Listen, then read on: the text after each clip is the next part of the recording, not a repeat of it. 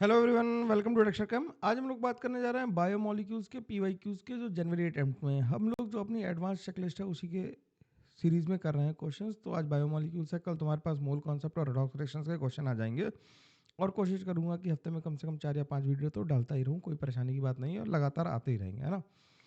तो हम लोग स्ट्रेट अवे शुरू करते हैं। बाकी नोट्स पीवाईक्यू सब कुछ तुम्हें कहाँ पे मिल जा रहा है, सब कुछ फ्री में अवेलेबल है। कहाँ पे dextercam.in/courses पे जाएंगे, पीवाईक्यू की हमारी एक्सेल शीट खुल जाएगी, वहाँ से पीवाईक्यूज और सेल्फ अटेम्प्ट शीट दोनों ही डाउनलोड किए जा सकते हैं, आसानी से हो जाएंगे डाउनलोड। ठीक है, इसमें कोई दिक्कत की बात नहीं है भाई, ढंग से पढ़ते रहो। कम दिन बचे हैं, अब फिर से एक बार फेब का लास्ट डे है आज। हम लोग 15 मार्च तक सारे पीवाईक्यू कंप्लीट करने की कमिटमेंट लेके चल रहे हैं, कोशिश करेंगे कर दें 15 मार्च तक कंप्लीट 2024 के। ठीक है, फिर उसके बाद 2023 पे जाएंगे, जो बचे हुए हैं फिर 2022 पे जाएंगे। इस तरह से मैं आगे पीछे करके कर दूंगा उसे कंप्लीट, है ना। 30 मार्च तक काफ़ी कुछ निपट जाएगा, टेंशन लेने की जरूरत नहीं है। थ्योरी चैप्टर में जिनका रिवीजन बचा हुआ है वो भी बिल्कुल वीडियोस आने वाले हैं, और जो नए चैप्टर्स करने हैं वो हम लोग 13 मार्च के बाद से शुरू करेंगे, तब हम बच्चे ज़्यादा फ्री होंगे पढ़ने के लिए। तो एडवांस वाले जो टॉपिक बचे हुए उनके भी क्वेश्चन हम लोग कर लेंगे। ठीक है, तो क्वेश्चन से शुरू करते हैं। क्वेश्चन नंबर 1 क्या कह रहा है?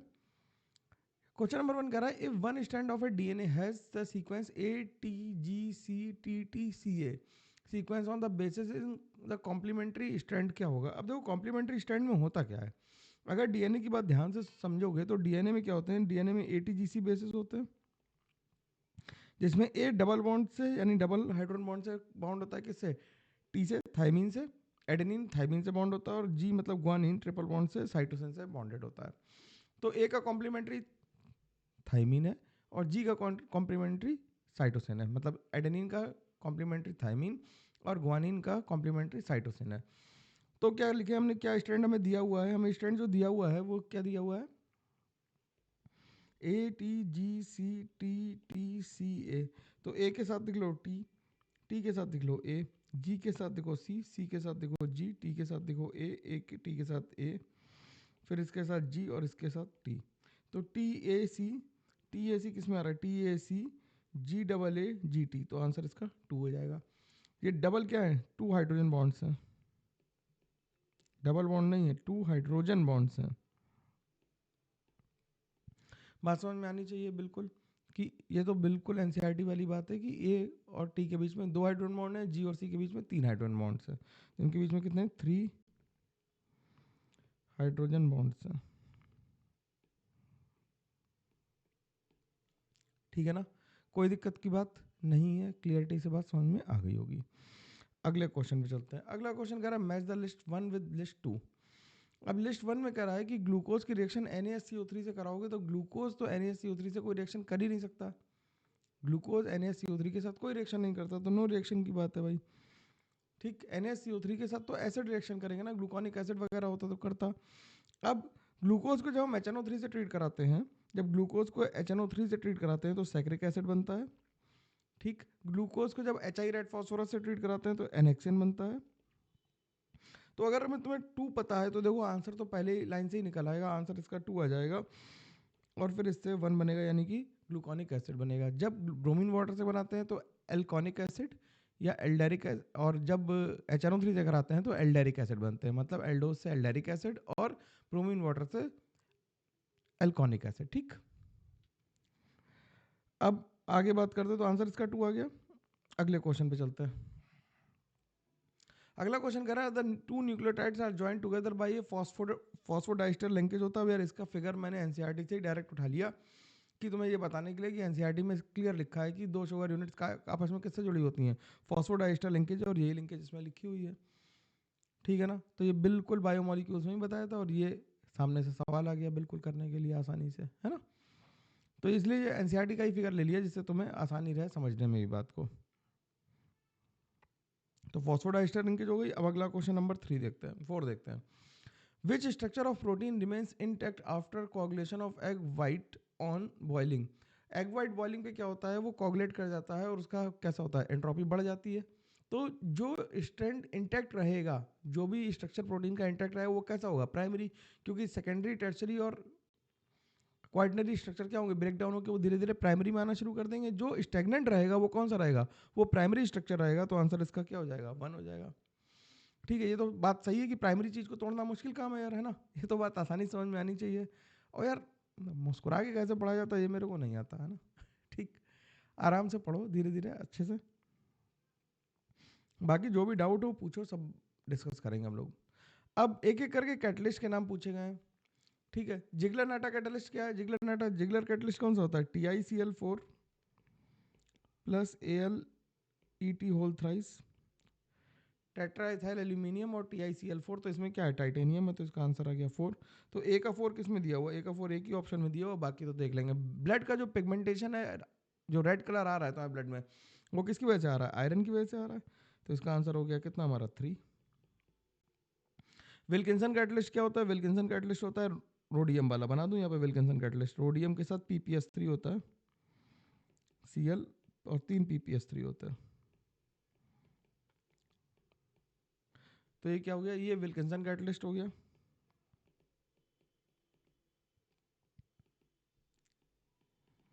तो ये आ गया हमारा किसमें? ये एवरीडे लाइफ टाइप का क्वेश्चन है ज़्यादा। और विटामिन B12 में हमारा कोबाल्ट होता है। विटामिन B12 में हमारा क्या होता है? विटामिन B12 में हमारा कोबाल्ट होता है, ठीक है।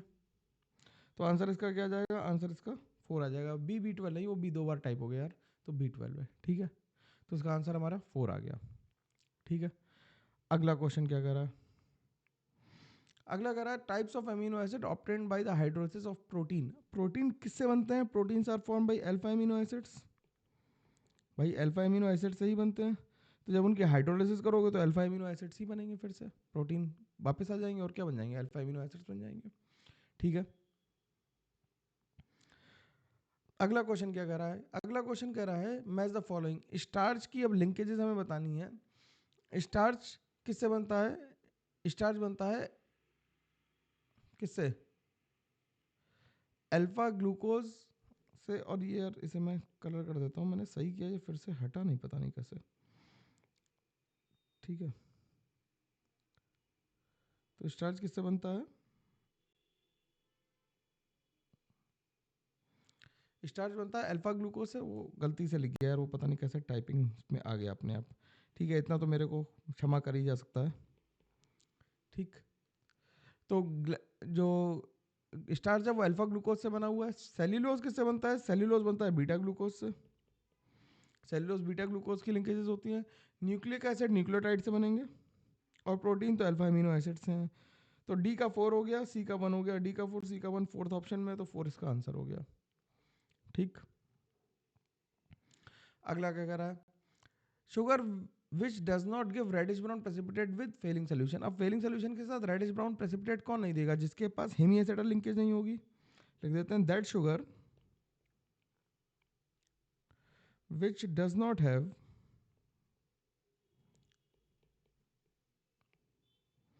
hemiacetal linkage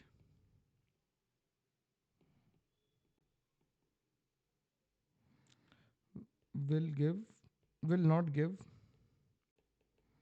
failing test। वो क्या करेगा? फेलिंग टेस्ट नहीं देगा।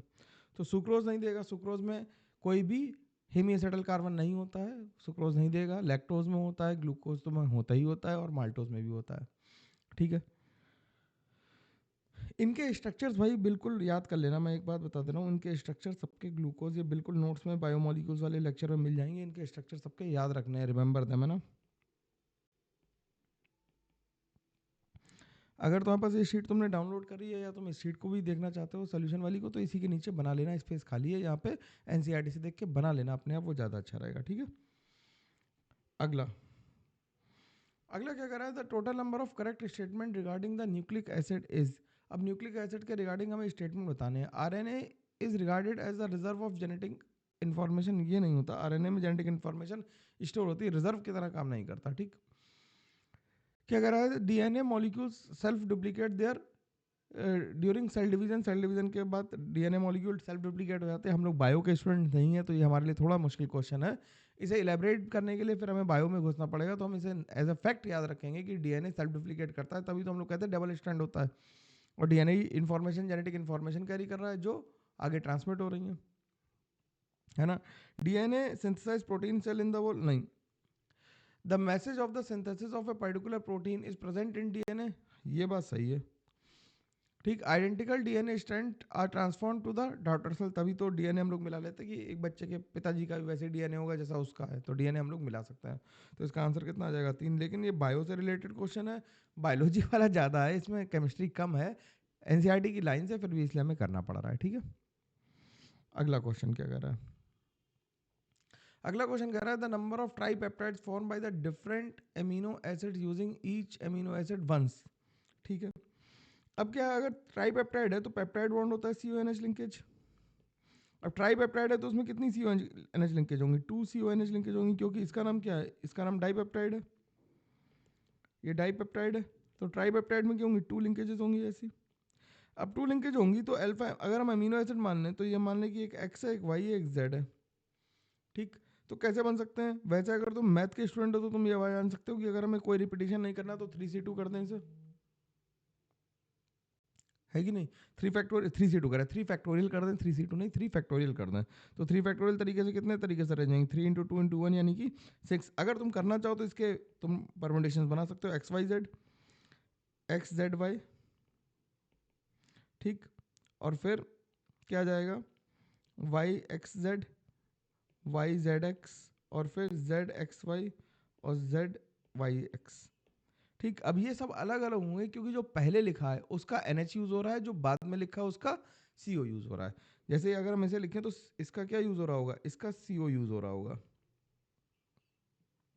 ठीक, ये इधर से NH2 होगा इसका X का, या मान लो ग्लाइसिन है ये, तो इसका CO यूज हो रहा है, इसका क्या यूज हो रहा है? NH यूज हो रहा है। ठीक, इसे एलानाइन बना देते हैं, तो इस तरह से डाइपेप्टाइड बॉन्ड बनेंगे। ठीक, तो ये इधर से बना पानी निकल के। ठीक है, तो टोटल कितने पेयर बन गए? 6 पेयर बन गए हम लोगों के पास। तो डाइपेप्टाइड का आंसर कितना आ जाएगा? 6 में से 3C2 कर देते, 3C2 फिर बोल रहा हूँ मैं, 3 फैक्टोरियल कर देते तो आंसर सही आता। मैथ्स वाले हम लोग ना सीधे मैथ्स लगा सकते हैं। क्या कर रहा है? The compound X with molecular formula 108 undergoes acylation to give a molar mass of this the number of amino groups. अब यार देखो, ये ज़्यादा बायोमोलिक्यूल्स का सवाल तो नहीं लग रहा है, फिर भी अब आ गया तो कर देते हैं यहीं पे। तो कह रहा है अंडर रूट, ठीक है, तो चेंज इन मोलर मास देख लेते हैं। चेंज इन मोलर मास कितना आ रहा है?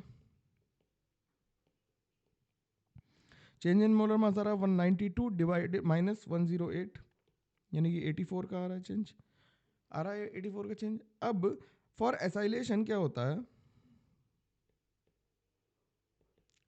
ठीक, एसाइलेशन के लिए क्या होगा? एमिनो ग्रुप हमें बताने हैं तो उसमें RNH2 होगा, और एसाइलेशन के लिए हम मान लेते हैं COOH टाइप का ही होगा, या COCl मान लेते हैं, बढ़िया रहेगा।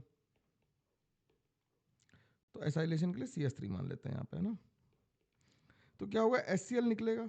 तो जो ओवरऑल मास बढ़ेगा वो कितना बढ़ेगा? NHCOCS3। COCS3 का मोलर मास कितना होता है? 43, और एक H चला गया तो -1, यानी कि 42 बढ़ना चाहिए मास। तो कितने यूनिट मास बढ़ गया? 84 डिवाइडेड बाय 42, यानी कि 2 यूनिट बढ़ गया, यानी कि 2 एमिनो ग्रुप होंगे। बात समझ में आई?